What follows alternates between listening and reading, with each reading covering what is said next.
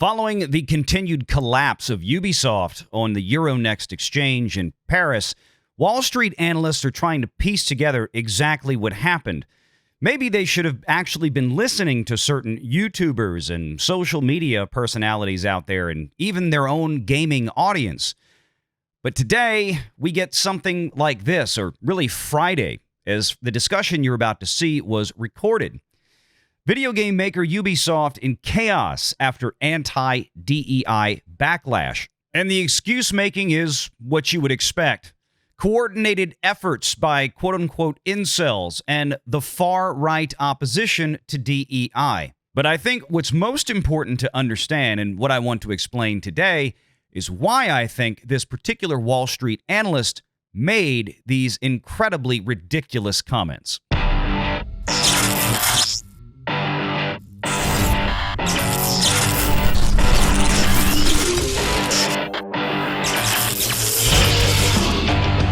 Renegade Online. So we all know the story about Ubisoft and all the problems that they have put themselves in. And we are now finally seeing some reactions from Wall Street.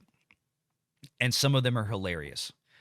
Now, what you got to remember is some of these analysts out there, when I say analysts, for those watching out here, either on the member stream right now or this is a video, you know when we cover the Disney earnings calls, there's thousands and thousands and thousands of you that tune in live to watch us cover Disney earnings. Y'all know during the Q&A sessions when the analysts get to call in and ask questions, and you know the names like Ben Swinburne and all that. Well, like we talk about, these same companies have analysts that cover other industries. Some cover the video game industry. And if you've listened to video games earnings calls, whether it's EA or Take-Two or stuff like this, and even Disney, we've had people from Wedbush call in for Disney. There's people out there for Wedbush that do this with the video game companies. From Fast Company, this is a Wall Street publication. This was out today on Yahoo Finance. So investors and Wall Street people are seeing this. This is what they see. Video game maker Ubisoft in chaos after anti-DEI backlash. September 24th, Ubisoft abruptly canceled its appearance at the Tokyo Game Show, postponed all of its press previews, and Wednesday we learned why. And they after delaying Assassin's Creed, anti-DEI backlash has sent the company spinning. And again, this is an important setup for what we're about to get to. Again, this is a Wall Street publication. The Paris-based video game publisher published the release of its biggest game of the year from November 12th to February 14th, or pushed it back, and warned investors that net bookings would no longer exceed the 2.3 billion euros of last year, but come in at a disappointing 1.95 billion. We've said this before. Hey, we're going to make some profit this year. Forget we said that. Now we think we hope, break even. Wow. So that's where we are. This is why they have to get Assassin's Creed out by Feb 14, because their fiscal year for Ubisoft, it ends on March 31st. That's why they've got to get it out in February. They need 45 days of sales for this game to happen before they reach the end of their fiscal year, so they can at least try to meet this new guidance that they've just projected towards. If it doesn't hit February 14th, that 1.95 billion euros, you can forget that.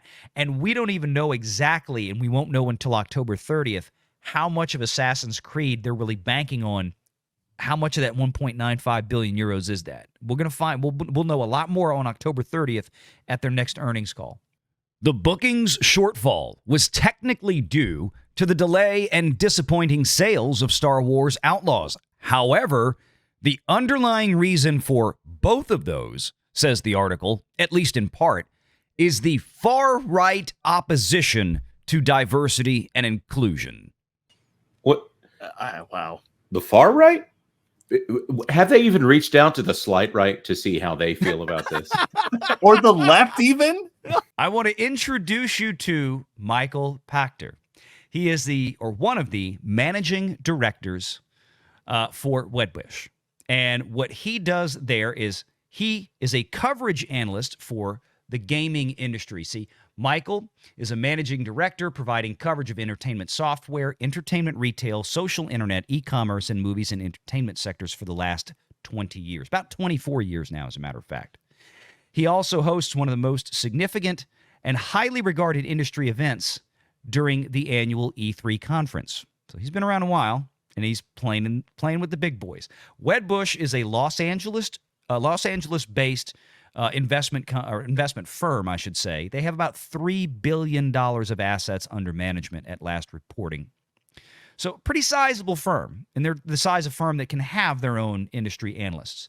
He covers the following companies: Amazon, AMC, CD Projekt Red, Cinemark, Corsair Electronic Arts, Fubo, GameStop, GoPro, Take-Two, Roku, Roblox, Netflix, IMAX, and right there, Ubisoft. He is the coverage analyst for Ubisoft. Now, what you have to understand about these guys is usually they tend to be very measured in their language. But if you're Michael and you've been a California far left liberal for a very long time, sometimes you get mad.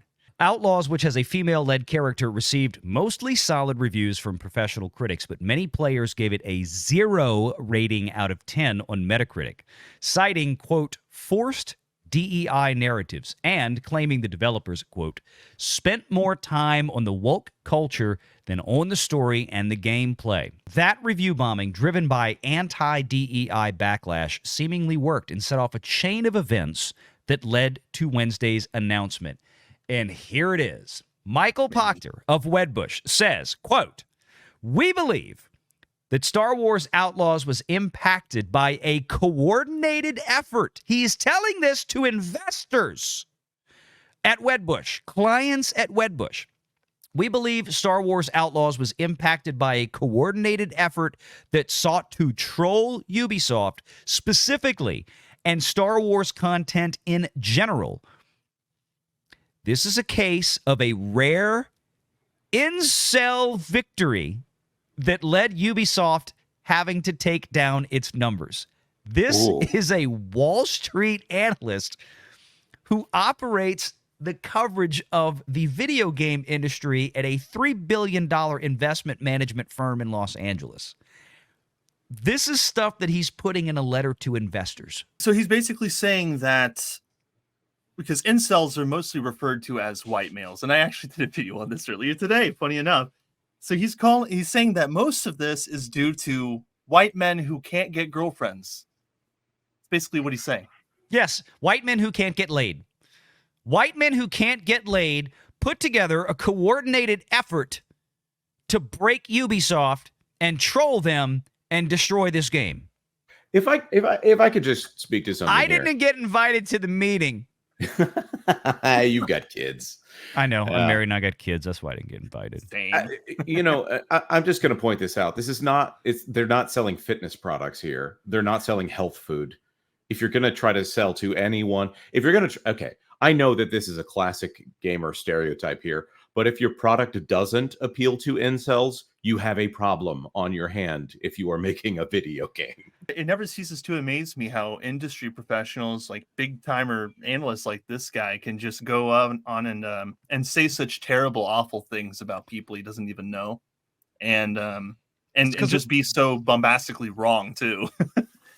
Well, there's a reason for that. You set me up for it. So, yeah, the reason I think right now that this guy is really pissed off and he's looking for any excuse possible because, in my opinion, again, this guy's an analyst for the video game industry, and the two of you just pointed out correctly that this guy doesn't understand the customers of the video game industry. This is from May of this year. This is the gentleman. This is Michael Proctor. This is the guy from Wedbush right here on Yahoo Finance. This is in May. Remember, he just complained about the failure of Star Wars Outlaws. Well, listen to this. And I'm also curious about Ubisoft, which reports, I think Wednesday it is, after the close of trading. This one doesn't have the sort of franchise like a Grand Theft Auto behind it, but it's one of the bigger studios here. And you guys like that one as well, right? We do, and for a different reason. I mean, you're right. Their biggest selling game is maybe 12, 15 million units compared to Call of Duty at 35 and Grand He's talking about Assassin's Creed right there. The biggest selling game of Ubisoft's about 12 to 15 million units. That's Assassin's Creed. Theft Auto at over 100. So, it's a much smaller developer.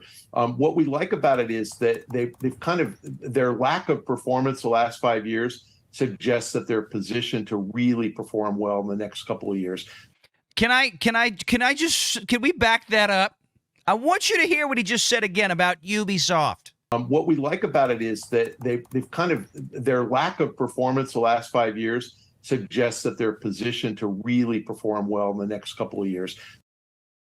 What? Thank you. The guy in the painting doesn't believe him. I can tell you that. He looks disturbed. This guy's an idiot.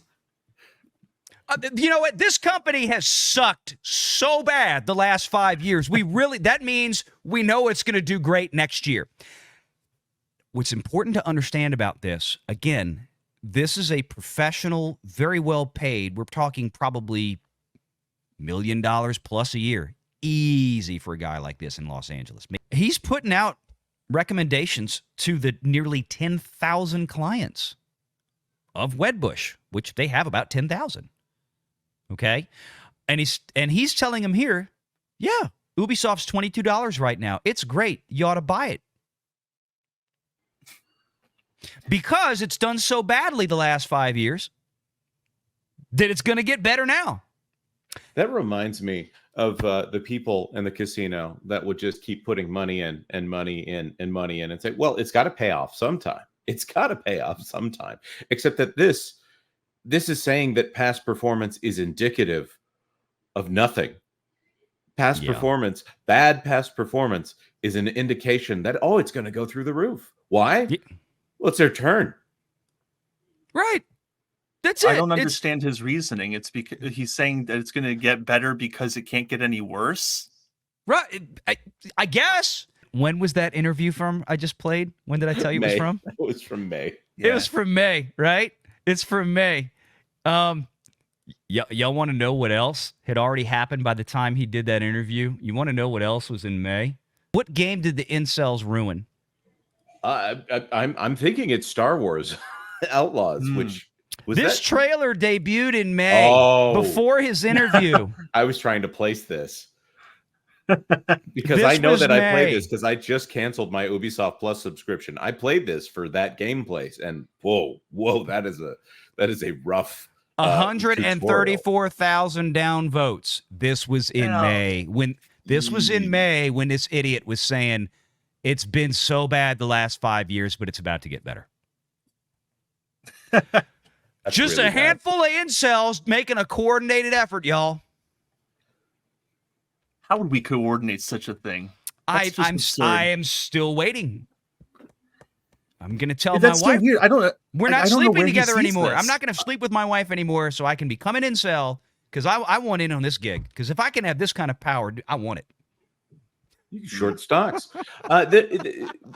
Looking at this, I just imagine this guy dressing up, getting in a nice suit, getting his tie, sitting down, and they say, "Well, why did your investments underperform?" Well, sir, it was the incels. What?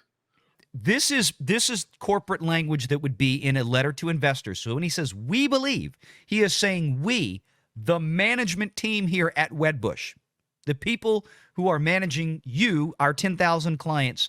Collective $3+ billion in assets under management, and of course, it's probably a very small percentage of people that might own Ubisoft in this firm directly. But you're sending out a letter to investors saying, "We believe your investment advisors believe that Star Wars Outlaws was impacted by a coordinated effort that sought to troll Ubisoft games specifically and Star Wars content in general. This is a case of a rare incel victory that led to Ubisoft having to take down its numbers." This is a guy who is covering his ass because just a few months before, he's telling everybody that Ubisoft was great. He's on videos with Yahoo. He looks like an idiot. So what do you do if you whiffed on one this badly when all the evidence was out there? YouTube and everybody else The downvotes on the trailers. This is your industry that you're covering, right? This is literally what you're paid to do. This guy whiffed hard. And so he's like, this is a bunch of incels. They came in. I bet they were all wearing MAGA hats. You think about the people who examined Disney from a stock level. And when that got to 200 or almost 200, it was people speculating about it as a tech company. And now they've been chasing that cycle to try to be thought of as a tech company, a growth company, when really they are a theme park. That is more properly in that 80 to 90 range is probably the actual value of that company when it comes down to it. Maybe putting Fox in there, it should be higher, but it's not going to be higher because that's essentially a worthless thing. But when they talk about their revenues and when they talk about we're going to put this in the parks and that in the parks, it takes someone who actually understands the financial aspects of what that will do to the park and whether or not that will bring in people and what they're doing right now that will eventually push people out. There's a small comment in here about the $40 for the season pass, but isn't that more like $50 or $60 if you get the $130 edition of this game? Like this to me, I don't think I think they see price points and they see projections and they don't know how to see through the baloney on any of this stuff. So they will just eat up whatever gets sent their way. And I wonder if this guy's just been reading Forbes too much. Like for fun, he'll read one of those Paul Tassi articles and go, oh, well, Paul Tassi says that it's incels. It must be incels. I see. So what you're do y'all saying think? is that maybe they had a conversation. They wanted answers, and the only answer they got out of Ubisoft representatives was, it's the far right. Like, okay, well, we'll run with it. It very well could be. It doesn't matter what you think of your audience. It's your audience, and you'd better play to them. Whether you're right or wrong about them, it doesn't matter. The fact of the matter is, they haven't figured out at this point that what they're doing isn't working. And this whole issue of it being a quote-unquote rare victory, whatever that means, there are so many examples right now. Concord, I guess that's another rare incel victory. How about Dustborn? That's a rare incel victory, right? Let's go down the list of things like The Marvels, or how about The Eternals? We can go through Agatha All Along. Must be another rare. These incel victories aren't sounding so rare, are they? They sound common.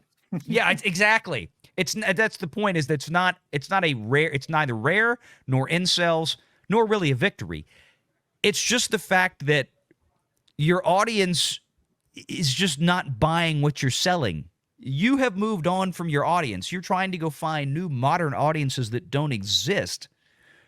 And then you're blaming the audience that you had, that you abandoned for what? Not following you over the cliff? They say that they are not agenda driven, but apparently Yves Guillemot over there is just agenda non-conforming. He made a whole video talking about how they're dedicated to diversity, equity, and inclusion for the foreseeable future. And they've been saying for the foreseeable future for several years in both X posts and different news articles. They also have like a tab on their own website describing what they want to do.